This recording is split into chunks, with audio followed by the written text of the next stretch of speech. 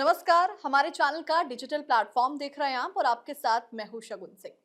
बारिश के सीजन के लिए हम सब बेसब्री से इंतजार करते हैं क्योंकि उमस भरी गर्मी और जून की तीखी गर्मी के बाद हम लोग बहुत इरिटेट हो जाते हैं और इंतजार ये रहता है कि अब अच्छी खासी बारिश शुरू होगी तो गर्मी से राहत मिलेगी, हम लोग घूमने के लिए बाहर जाएंगे। लेकिन ऐसे में पानी फिर जाता है क्योंकि यही बारिश हम लोगों के लिए मुसीबतें बढ़ा देती है। आपने देखा होगा जगह जगह जलभराव की स्थिति पैदा हो गई है।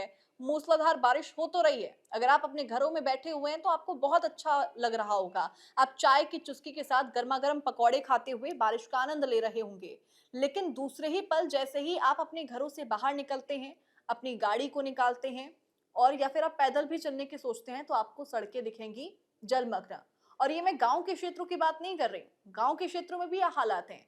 लेकिन मेट्रोपॉलिटन सिटीज हो गई, जो हाईटेक सिटीज हो गई हैं, वहां पर भी इसी तरह का हाल देखने को मिल रहा है।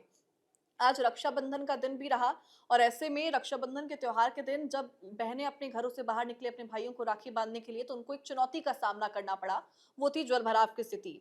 अब सबसे पहले हम बात करते हैं चूंकि बाढ़ बारिश के हालात न केवल दिल्ली एनसीआर में बल्कि पूरे उत्तर प्रदेश में, पूरे उत्तर भारत के अंदर काफी ज्यादा है। सबसे पहले बात करते हैं उत्तर प्रदेश की, क्योंकि उत्तर प्रदेश के प्रयागराज से कुछ ऐसी तस्वीरें सामने आई जिसने सभी को हैरान करके रख दिया। उत्तर प्रदेश के प्रयागराज में बाढ़ बारिश की वजह से लोगों का बुरा हाल हो चुका है। वहां का जो निरंजन डॉट पुल है, उसका पूरा रास्ता बारिश के पानी में बंद हो चुका है। इसकी वजह से सिविल लाइन थाना क्षेत्र हो, नगर निगम परिसर हो या फिर स्मार्ट सिटी मुख्यालय हो, पूरा पानी के अंदर आपको जलमग्न नजर आ रहा होगा। वहां की जो तस्वीरें हैं वो पूरी आपको पानी पानी नजर आ रही होगी। ऐसे में सोचने पर ये बात है कि क्या ये वही सड़कें हैं, क्या ये वही जगह है जो आपको बारिश से पहले बिल्कुल सूखा हुआ नजर आएगा, बिल्कुल मस्त आपको नजर आएगा। लेकिन जैसे ही बारिश शुरू होती है मानो वो दरिया बन जाती है। उसके साथ ही कई ऐसे इलाके हैं जहां पर लगातार बारिश हो रही है और बारिश की वजह से लोगों को काफी चुनौती का सामना करना पड़ रहा है। अब बात करते हैं दिल्ली एनसीआर की, क्योंकि दिल्ली एनसीआर में सुबह से ही तेज बारिश का दौर देखने को मिल रहा है। इनफैक्ट कई दिनों से वहां पर तेज बारिश देखने को मिल रही है, जिसकी वजह से कई सारे ऐसे जगहें हैं जहां पर पानी भर चुका है। आप आईटीओ की बात कर लीजिए, आप भारत मंडपम के गेट नंबर 7 की बात कर लीजिए, वहां पर पूरी तरीके से आपको पानी ही पानी नजर आएगा। सब जगह जलभराव की स्थिति नजर आ रही है। बिहार में भी कुछ ऐसे ही हालात हैं। हिमाचल प्रदेश में भी मानसून का कहर देखने को मिल रहा है। वहां पर भी काफी ज्यादा बारिश हो चुकी है। दिल्ली एनसीआर की तस्वीरें तो आप बखूबी देख ही रहे होंगे। वहाँ का मंटो पुल की बात कर ली जाए, तमाम अंडरपासेस की बात कर ली जाए, लगातार वहाँ पर जलभराव हो चुकी है। और ऐसे में तमाम लोगों को यही सलाह दी जा रही है कि अगर आप अपने घरों से बाहर निकलते हैं तो आपको बहुत ध्यान देकर निकलना होगा। आपको मौसम विभाग की चेतावनियों को देखना होगा कि आखिरकार मौसम विभाग क्या आपको चेतावनी जारी कर रहा है, उसके अकॉर्डिंग आप अपने घरों से बाहर निकलिए।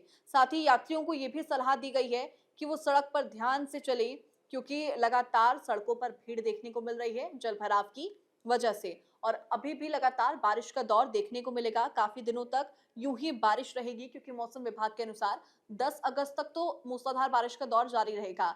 लेकिन उसके बाद भी कई क्षेत्रों में रुक रुक कर बारिश हो सकती है। इसको लेकर येलो अलर्ट भी जारी किया गया है। उत्तर प्रदेश के आगरा में अलर्ट जारी किया गया है, मथुरा में अलर्ट जारी किया गया है, गोरखपुर में अलर्ट जारी किया गया है।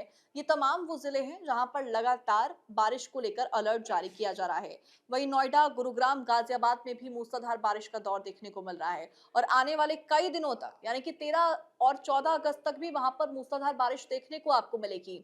और ऐसे में बारिश से तापमान में तो गिरावट आएगी, लेकिन मुसीबतें ऐसे में भर जाती हैं क्योंकि जलभराव हो जाता है। एनसीआर के जिले जैसे नोएडा, गुरुग्राम, गाजियाबाद, फरीदाबाद में मौसम इसी तरह बने रहने की संभावना है।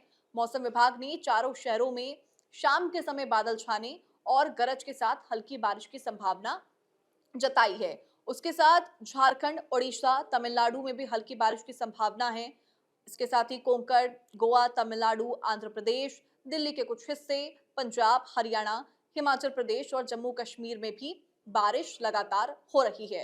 लेकिन हिमाचल प्रदेश या फिर जितने भी पहाड़ी इलाके हैं वहां पर जब बारिश होती है तो कई तरह की समस्याएं देखने को मिलती हैं, कई तरह की तस्वीरें देखने को मिलती हैं। उत्तरकाशी आपका हाल का एग्जाम्पल है जिसको आपने देखा होगा। हिमाचल प्रदेश में भी मानसून का कहर काफी ज्यादा नजर आ रहा है।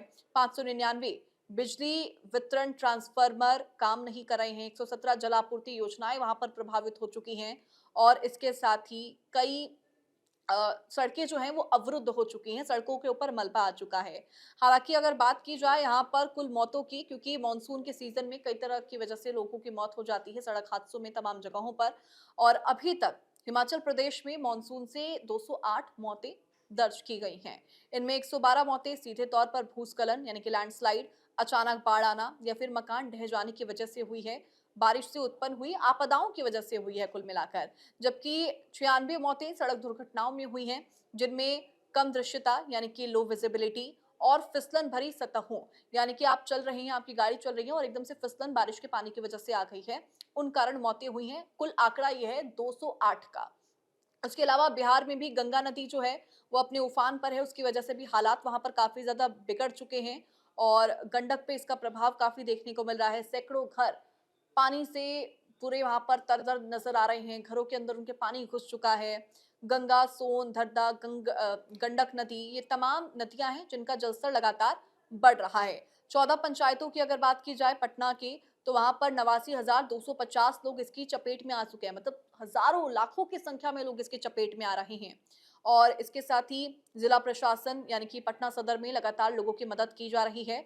वहां पर भी पानी, खाना, तमाम चीजें जो सुविधाओं की होती है वो वहां पर लोगों को दी जा रही है। ऐसे में आपको सावधानी क्या बरतनी है, जब भी आप मानसून सीजन के अंदर बाहर जाने की कोशिश करें या फिर बाहर अपने काम से जाएं, आपको अपने साथ छाता जरूर लेना है। आप अपने साथ छाता या फिर रेनकोट जरूर कैरी करें, क्योंकि मौसम विभाग ने 13 से 14 तारीख तक यूं ही मूसलाधार बारिश का अलर्ट जारी किया है। उत्तर भारत के कई ऐसे जिले हैं, जैसे मैंने आपको जानकारी दी एक एक करके, तमाम जिलों के अंदर 13 से 14 तारीख तक लगातार बारिश होती रहेगी। ऐसे में आपको अपना निश्चित तौर पर ध्यान रखना है। बाहर का तला हुआ खाना, फास्ट फूड खाना, उसको अवॉइड करें, क्योंकि जब भी मानसून सीजन होता है तो आपकी इम्यूनिटी जो है वो थोड़ी वीक होती है। ऐसे में आप जल्दी बीमार पड़ सकते हैं। इसके साथ आपको अपना टाइम टू टाइम चेकअप कराना है।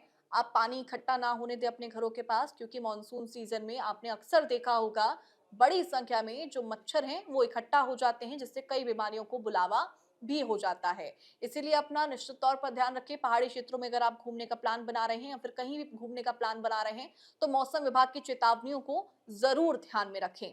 इसी के साथ आप हंसते खेलते हुए मानसून सीजन को एंजॉय भी कीजिए और अपना ध्यान जरूर रखें।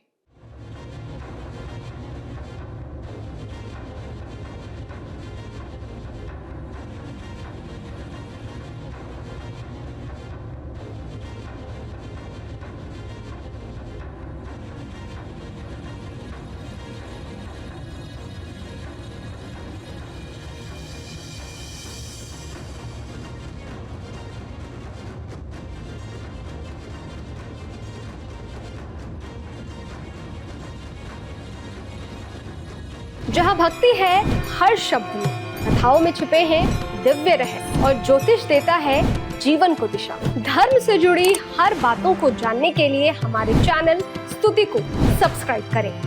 चैनल पर जाने के लिए इस लिंक पर क्लिक करें।